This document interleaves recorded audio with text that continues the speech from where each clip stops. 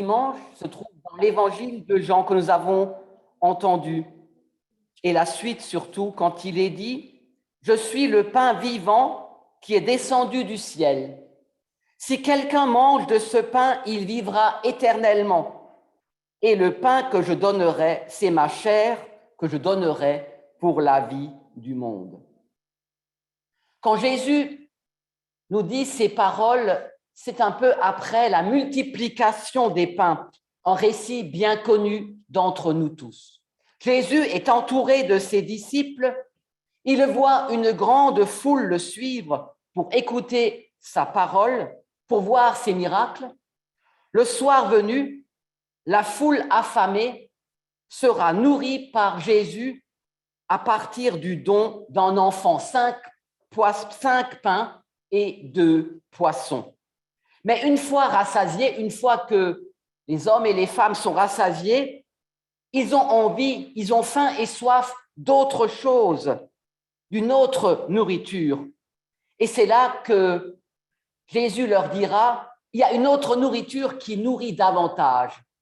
C'est moi qui suis le pain vivant, le pain de vie descendu du ciel.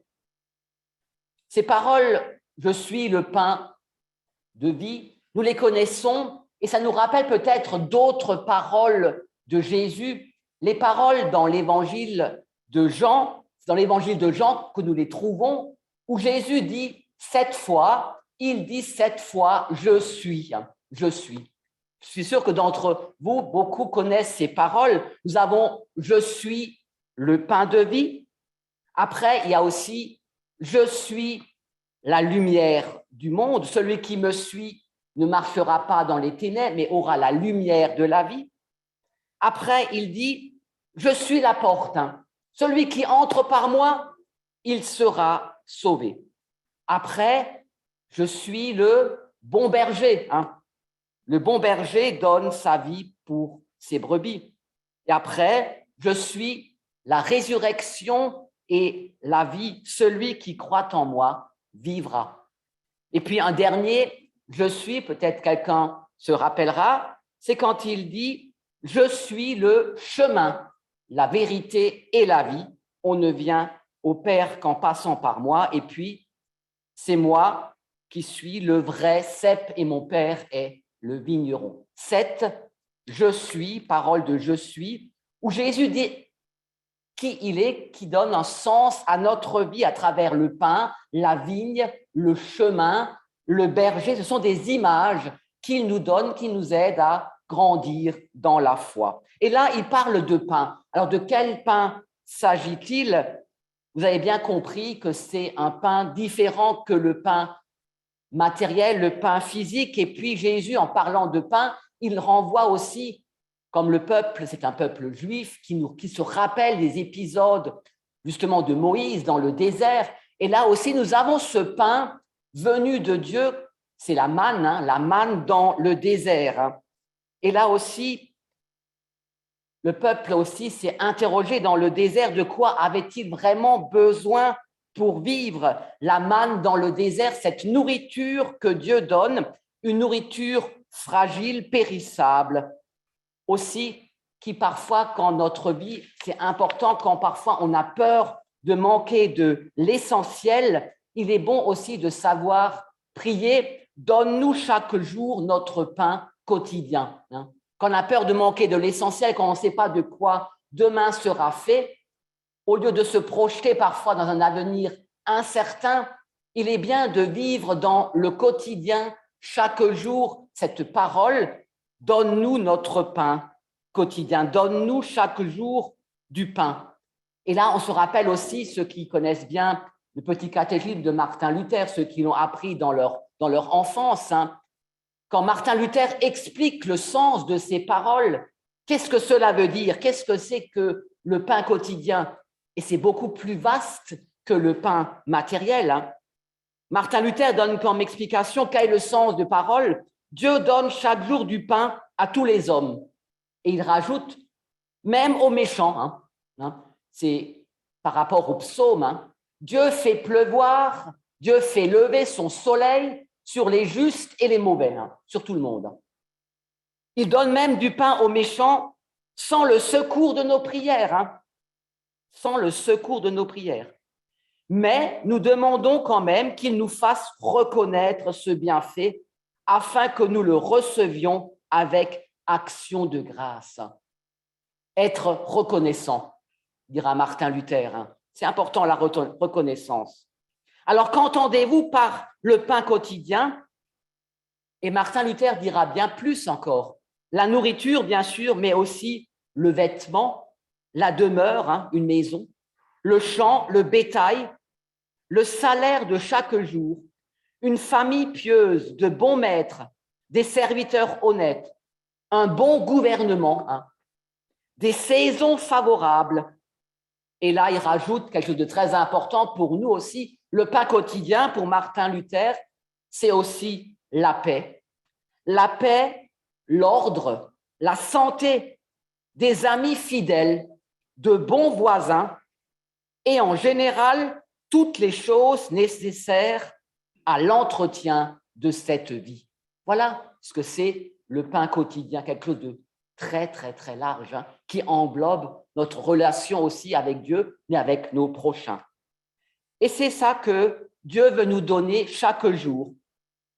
Dieu donne chaque jour pour assurer le minimum vital de chacun, mais en donnant grâce à la nature aussi. Dieu fait entrevoir à son peuple que l'homme ne vit pas que de pain seulement, mais aussi, comme le peuple dans le désert, ce peuple a aussi besoin d'être libéré, d'être conduit. Et c'est là que Jésus est venu pour dire « Je suis le pain ». Et ce pain rythme aussi la vie de Jésus. Hein. Ce pain rythme la vie de Jésus. Rappelez-vous, Jésus est né à Bethléem. Et vous savez sûrement, Bethléem, c'est un mot hébreu qui veut dire la maison du pain. Hein. Bethléem, la maison du pain. Jésus qui souffre de la faim dans le désert, hein, la tentation. Une des tentations aussi sera de transformer les pierres en pain. Et jusqu'à son dernier repas, là aussi, il partage le pain avec les disciples en disant « Ceci est mon corps ». Donc le pain aussi rythme la vie de Jésus, de Bethléem, la maison du pain, jusqu'à sa mort, le dernier repas. Alors le pain n'est-il pas cette nourriture de base que nous avons? Ainsi Jésus nous rejoint. En parlant de pain, Jésus est proche de nous. Il nous rejoint dans notre vie quotidienne. Il est ce pain venu du ciel.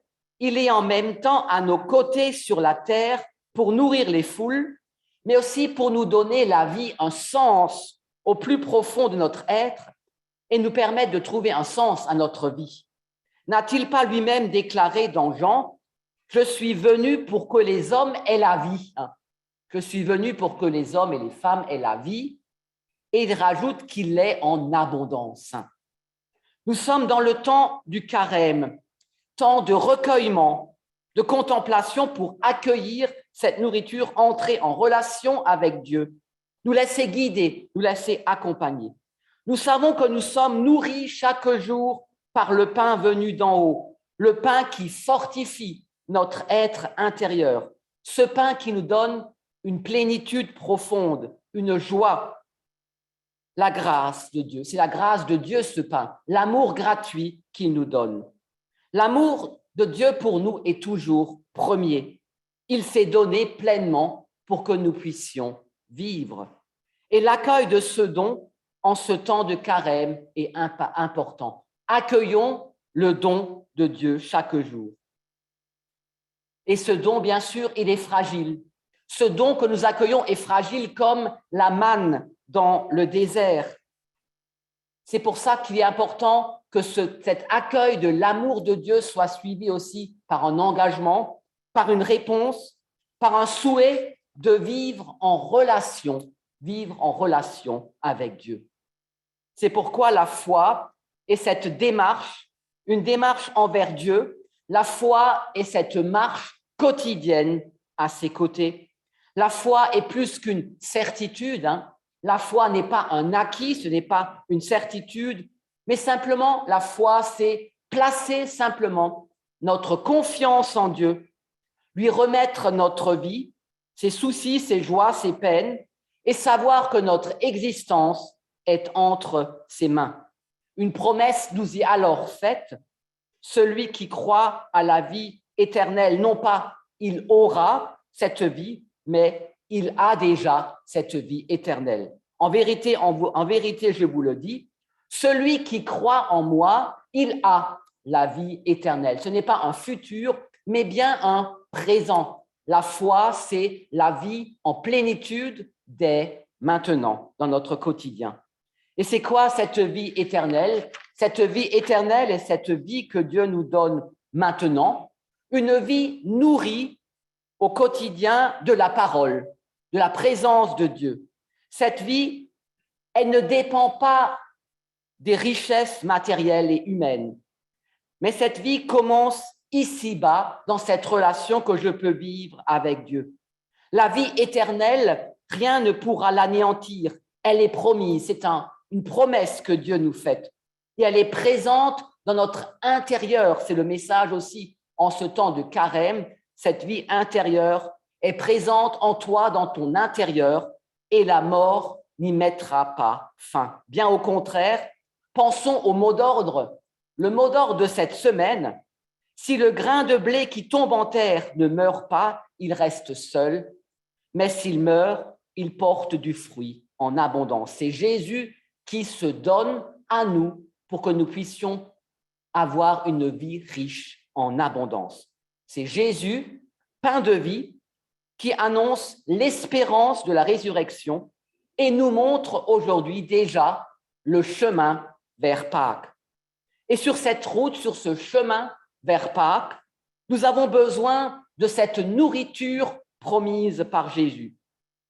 Ce pain quotidien, sa parole, sa force, la réponse de notre foi, la confiance que nous pouvons apporter.